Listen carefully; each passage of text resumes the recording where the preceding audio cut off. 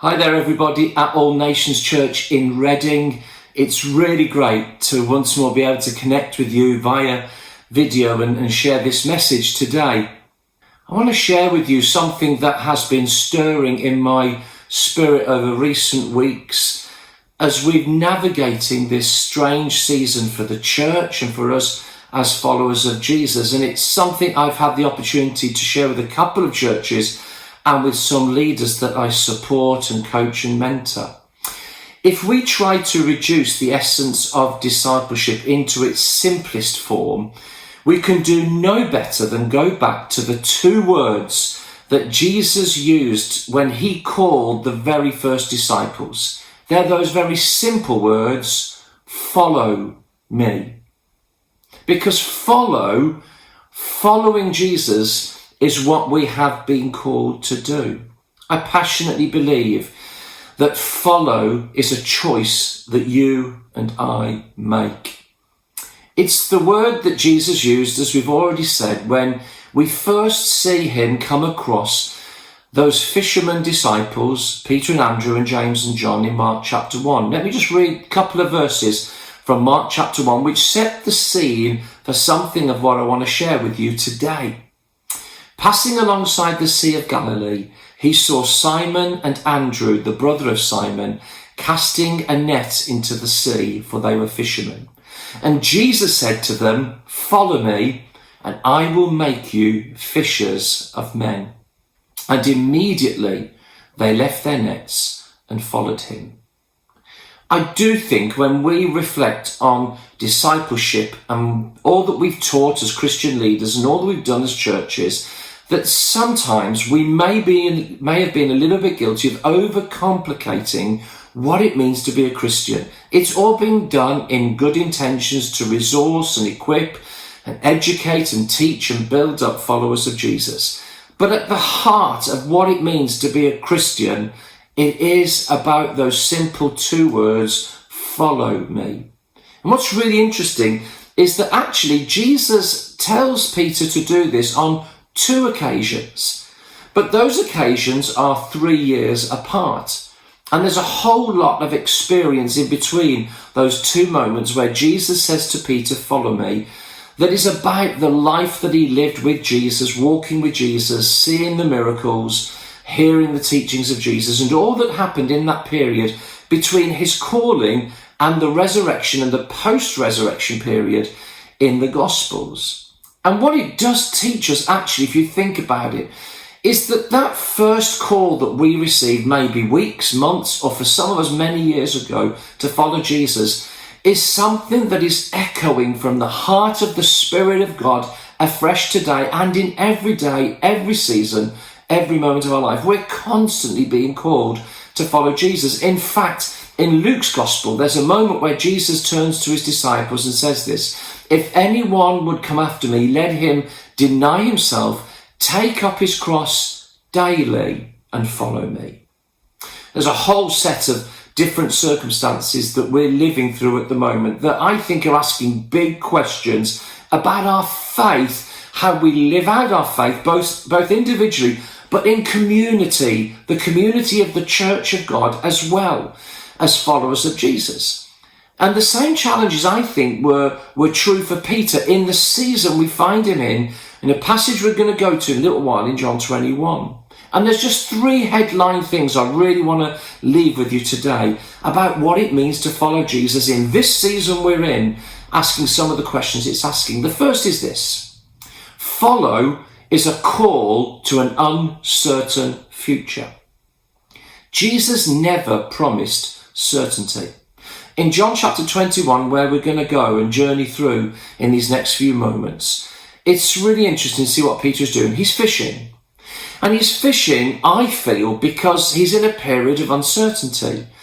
We know that Jesus has gone through the cross and through the tomb and the resurrection, and he's appeared to his disciples just a couple of times. In fact, in John 21, it's only the third time that Jesus has physically appeared to his disciples. Things have changed. I think Peter knows things have changed. They're not what they were in the season they were in. There's a whole sense of uncertainty. What's going to happen now?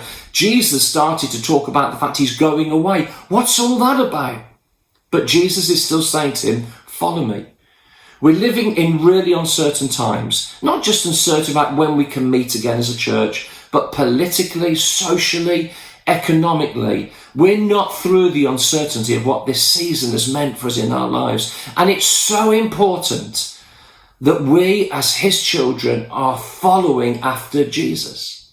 I often think that walking through life, let alone anything else, is almost like walking through a land of questions. And it's this land of questions where there's so many mountain peaks we seem to have to climb in our human experience. And if I were to name the mountain peaks, I'd call them the mountain of where, somewhere over there. And then we get the mountain of why and what and how in this landscape that we live in, this land of questions. We have so many things that spark uncertainty in us. And the moment we think that this pandemic is easing, we think we might be moving towards something normal, we know it changes again and we just don't know what's ahead of us. And following Jesus takes us through this land of questions and uncertainty. But when Jesus says, follow me, he's also saying, trust me. In Psalm 22 and verse 4, we read these words. The psalmist says, in you our ancestors put their trust. They trusted and you delivered them.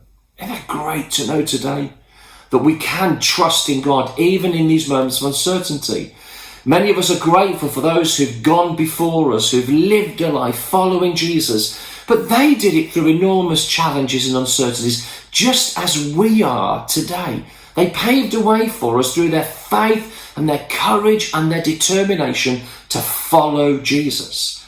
And despite the uncertain days we live in, I want to encourage you to determine afresh to trust God despite the season that surrounds us.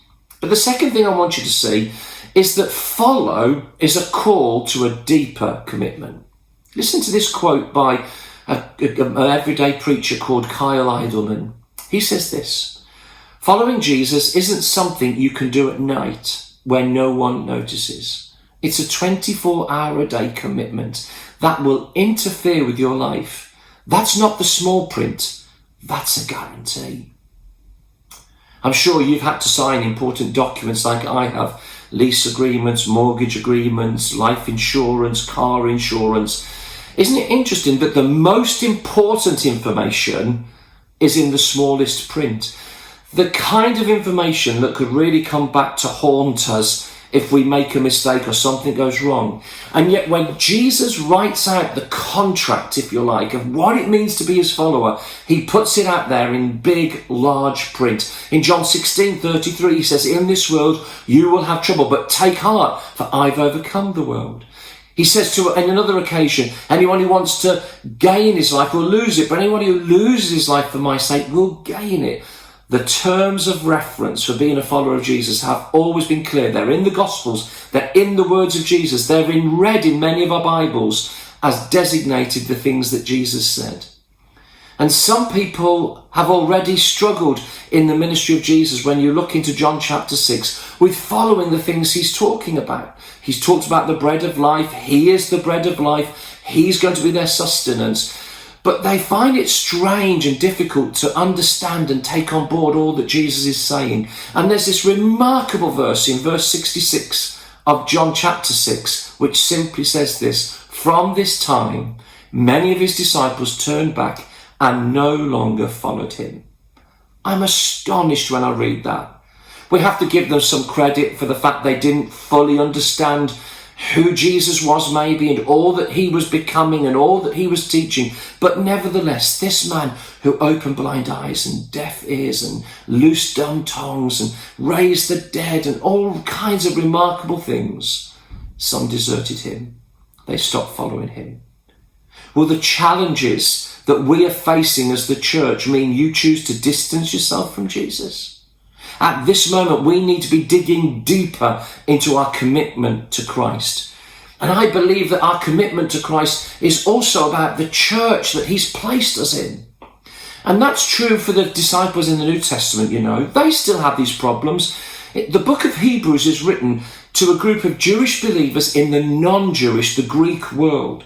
And they were contemplating stepping away from their faith in Christ, this new faith they'd found in the Messiah, in Jesus. And the book of Hebrews is written to convince them that Jesus is better than their previous covenant. He's better than the angels and Moses and all that they've stood for. Jesus is the one to follow. And in chapter 10, where there's some remarkable words there we really don't have time to explore, but in chapter 10 and verse 23, we read these words. Let us hold tightly without wavering to the hope we affirm, for God can be trusted to keep his promise. Let us think of ways to motivate one another to acts of love and good works. And let us not neglect our meeting together, as some people do, but encourage one another, especially now that the day of his return is drawing near. Some of you will be unable to go back to church when we can start meeting in a couple of weeks or whenever that might be. There's health reasons and the protection of your loved ones. We understand that. Some of you will be so eager to get back to church. You really are missing it. And I'm more in that bracket and eager to be with the people of God, even if there are limitations on that. But let's really be honest, folks. There are some people in churches today who have become far too comfortable watching church from their couch on a Sunday morning. Sunday mornings have become all kinds of other stuff. And yet we're encouraged, just as those Hebrew believers, to understand that part of our following is the commitment we share as community together. You know, there are some things, folks, you will not get outside of the community of God's people. And in this season, it's time to dig deeper into our commitment, into our relationship with Jesus, our relationships with one another, our town, our city. They need Christ. They need him. And they need our church to be alive and vibrant and to come out of this season with the sense of the life of God flowing through our church, and our giving and our serving and our witnessing being as vibrant and more vibrant than even before we entered into this season. Because when Jesus says, follow me, he says, stand with me. And his mission is reaching our towns and our cities for Christ. Following Jesus was never a comfortable choice. It's a deep commitment of all of my life to serve his purposes in his world and through his church. But the final thing I want you to see is that follow is a call to a closer relationship. Follow me, Jesus said. I've met a number of different types of followers over the many years that I've served as a Christian leader. I've met followers of followers. I've met people whose Christian faith and whose commitment to God and their relationship with God seems so dependent on a Christian friend or a spouse. I've met couples who, if it wasn't for the wife stirring the husband out of bed on a Sunday morning, he wouldn't go to church, or vice versa. I've met friends who have to constantly keep lifting their other friends' faith and their confidence in God. And we weren't called to be followers of followers. We're called to be followers of Jesus. I've met followers of customs, people who love the traditions of the church. I remember such an outcry in the church I led here in Birmingham for many years because I suggested we didn't need to do communion every week, all of the time. And as much as the Lord's Supper is a life-giving part of what he wants to bring to us, the very custom was what people were following. How dare we not do what we've always done? And I've met followers of styles, people who need the flashing lights and the loud music and the digital displays, and those who don't want that. No, that's not the style I follow. I want it far more calm. I want to be able to hear the music, but not too loud. And I want the surroundings to be far more towards my style and my liking. Folks, we were called to be followers of Jesus. More than anything else, that's what we were called to be. You know, there's a little passage in Acts chapter 2, Acts 2 verse 42, which is fascinating. It simply says this, the first three words of verse 42, they devoted themselves to the apostles' teaching, to the fellowship, to the breaking of bread and to prayer. A personal choice to be committed to the ways of Jesus. and to the community of Jesus and to the mission of Jesus. You know, your spiritual leaders, your pastors, your elders, your leaders will not be having to give an account for how you've lived your life. They're there to stir your faith, encourage you, support you, help you, teach you, but to release you into the calling and the gifting God's put in your life, to equip God's people for works of service, but not to live your life of faith for you, not to live your relationship with Jesus for you. That's for you to devote yourself to following after Christ. In this passage in John 21, I want to read verses 15 to 19 because they're really important. It tells us there that when they had finished eating, Jesus said to Simon Peter, "Simon, son of John, do you love me more than these?" "Yes, Lord," he said, "you know that I love you." Jesus said, "Feed my lambs." Again, Jesus said, "Simon, son of John, do you love me?" He answered, "Yes, Lord, you know that I love you." Jesus said, "Take care of my sheep." The third time he said to him, "Simon, son of John, do you love me?" Peter was hurt because Jesus asked him the third time, "Do you love me?" He said, "Lord, you know all things. You know that I love you." Jesus said, "Feed my sheep." And then he said to him, "Follow me." Too often in church life, people are looking for experiences, but Jesus is calling you to a relationship. Just as he was with Peter. "Do you love me? Oh, I've got something for you to do. You need to feed my sheep and take care of my sheep, but do you love me?" Francis Chan, the Christian leader and writer, said this, that we never grow closer to God when we just live life. It takes deliberate pursuit and attentiveness. I suppose what Jesus is saying to Peter and saying to us is, follow me when you're strong and when you're weak. Follow me when you're up and when you're down. Follow me when you're confident and when you're fearful. And as Peter is called to follow again, Jesus asks him 3 times, "Do you love me?" And Peter's offended at the 3 requests for him to answer that question. Some have suggested that Jesus asks 3 times because Peter denied him 3 times. We can't know for sure. But the first time he asks Peter that, he says this, "Do you love me more than these?" Isn't that an interesting phrase? What does Jesus mean, more than these? Is he looking at the fishing boats and saying to Peter, do you love me more than your business opportunity, your career, the place you could have more certainty and you could financially be secure? Is he looking at the other disciples saying, do you love me more than they love me? Or is he saying to him, do you love me more than you love them? The sense of camaraderie, companionship and friendship that's developed in you over these years. Who knows? But what Jesus is saying is to Peter, I'm contrasting, Peter, your love for me with love for other things. Because when Jesus says, follow me, he's also saying, love me. And in doing this, I believe that Jesus is establishing the single greatest commitment a follower ever makes, and that is to love Jesus more than anything else. You may not feel you know your Bible great. You may not feel you're a confident witness of your faith. You may not feel you're gifted to be part of many things that happens in the church. I'm sure that's not the case, but you may feel that. But when it comes to discipleship, what really summarizes who you are is whether or not you can look in the mirror and say, I am following Jesus, whatever and wherever. Because that's what it means to be a disciple. I follow him. I'm listening to what he says. I'm engaging in his word so I can hear his voice. I'm open to him every day of my life to guide and lead me. You know, whatever is ahead of us as the church and as individuals, if the restrictions we're experiencing last longer and go further, we should never allow these things to get in the way of what it means to be a follower of Jesus, dedicated, devoted to him in every part of our world and our life. And I pray today, as you think on these things that I've shared with you, that your heart will be stirred afresh. Say, I'm a follower of Jesus.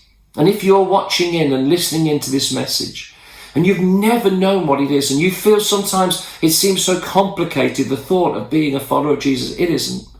He calls you today to lay down your life so that he can give you a new life. You still live in this world. You still live in the family you're in and the job you're in and the friends you've got. But you live with a different focus. The focus of following after Jesus, who he is and all he says.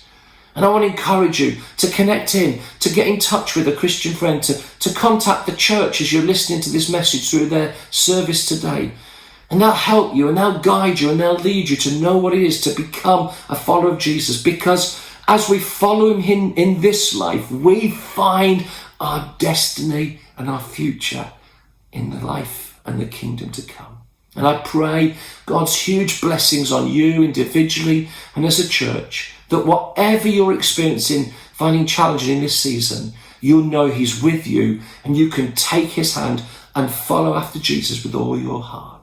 God bless you.